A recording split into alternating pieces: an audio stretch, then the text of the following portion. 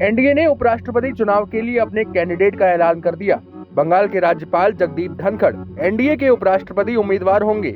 राज्यपाल रहने के दौरान पश्चिम बंगाल की सीएम ममता के साथ धनखड़ के कई विवाद रहे।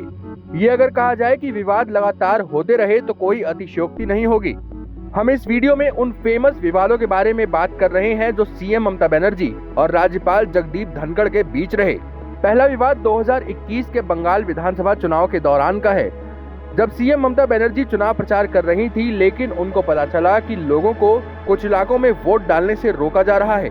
ऐसे में ममता बनर्जी ने सीधा जगदीप धनखड़ को फोन किया था और वोटिंग करवाने की बात कही थी। इसके बाद राज्यपाल धनखड़ ने जब ट्वीट कर सारा मामला बयान किया था तो विवाद पैदा हुआ था। दूसरा विवाद है कुलपतियों की नियुक्ति को लेकर। 30 दिसंबर 2021 को ममता बनाम धनखड़ का एक अलग चैप्टर देखने को मिला। हुआ यूं कि बंगाल में धनखड़ ने ट्विटर पर आरोप लगाया कि कोलकाता और जादवपुर सहित राज्य के 24 यूनिवर्सिटीज के कुलपतियों को अवैध रूप से नियुक्त किया गया है। राज्यपाल धनखड़ ने एक लिस्ट भी जारी की थी। इस लिस्ट में कोलकाता, जादवपुर, गौरबंगा, अलीपुरद्वार, बर्धमान जैसे यूनिवर्सिटी शामिल थे।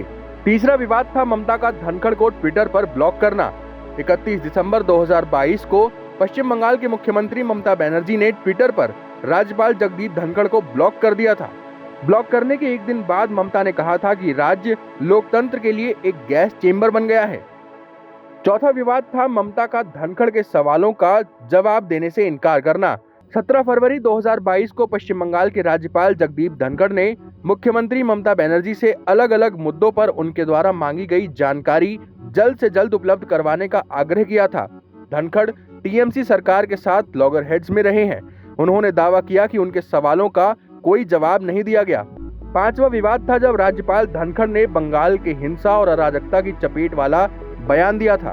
22 मार्च 2022 को बीरभूम में 8 लोगों को जिंदा जलाने के बाद मौतों का भयावह बताते हुए पश्चिम बंगाल के राज्यपाल जगदीप धनखड़ ने दावा किया था कि राज्य हिंसा और अराजकता की संस्कृति की चपेट में है।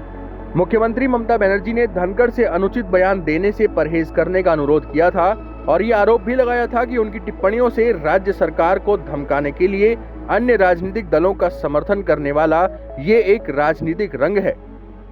छठा विवाद है कुलपति का नाम बदलने पर जो हुआ था। दरअसल 1 जुलाई 2022 को पश्चिम बंगाल के राज्यपाल जगदीप धनखड़ ने राज्य की ओर से संचालित रविंद्र भारती विश्वविद्यालय यानी आरबीयू के नई कुलपति का नाम बदलकर ममता बनर्जी के नेतृत्व वाली टीएमसी सरकार के साथ एक नए टकराव की शुरुआत की। सातवां विवाद था कुलाधिपति बनने वाला बिल पास होना। 3 जुलाई 2022 को पश्चिम बंगाल के राज्यपाल जगदीप धनखड़ ने अनुपालन की अपूर्णता के आधार पर सीएम ममता को राज्य यूनिवर्सिटी के कुलाधिपति बनाने वाला बिल पास कर दिया।